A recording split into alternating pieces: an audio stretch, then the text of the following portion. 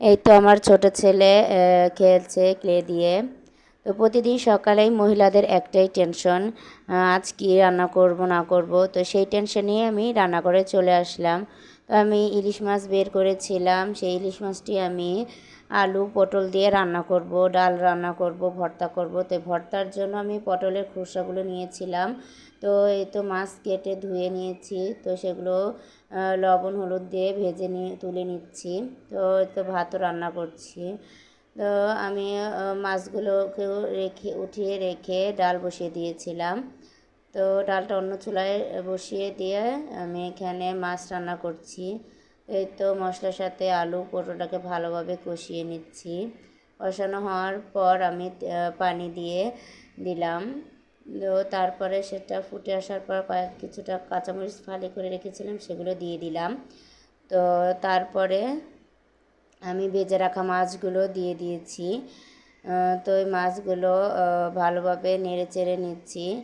তো ডাল বসিয়েছিলাম, তো সেই ডাল সিদ্ধ হয়ে গিয়েছে। ডাল ঘুটনি দিয়ে ভালোভাবে ঘুটে নিয়ে তাতে আমি কেটে রাখা পেঁপেগুলো দিয়ে দিলাম। তো ভালোভাবে নেড়ে চেড়ে নিলাম। এই তো আমার মাছ প্রায় হয়ে গিয়েছে। এই যে মাছ তরকারি রেডি। তো আমি ডালটাকে আবারও নেড়ে চেড়ে নিচ্ছি। তা এখন ডালটাকে আমি বাগার দিয়ে নিব। তো সেজন্য অন্য একটি কড়াইতে পেঁয়াজ ও রসুন কুচি ভেজে নিচ্ছি লাল লাল করে।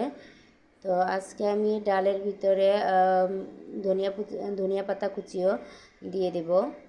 তো সেজন্য সেগুলো কুচি করে রেখেছিলাম। তো এই তো আমার পেঁয়াজ রসুন ভাজা হয়ে গিয়েছে। তো সেগুলো আমি ডালের ভিতর দিয়ে দিলাম। তো বাগার দেওয়ার পর ধনিয়াপাতা কুচিও ছড়িয়ে দিলাম। তো এই তো আমার আজকে ডাল রান্না হয়ে গিয়েছে। তো এখন আমি ভর্তার জন্য পটলের খোসা ভেজে নিয়েছি, চিংড়ি মাছের শুটকি, পেঁয়াজ মরিচ সব কিছু ভেজে নিয়ে এই তো তৈরি করে নিলাম ভর্তা। তো এই তো আজকের রান্না কমপ্লিট।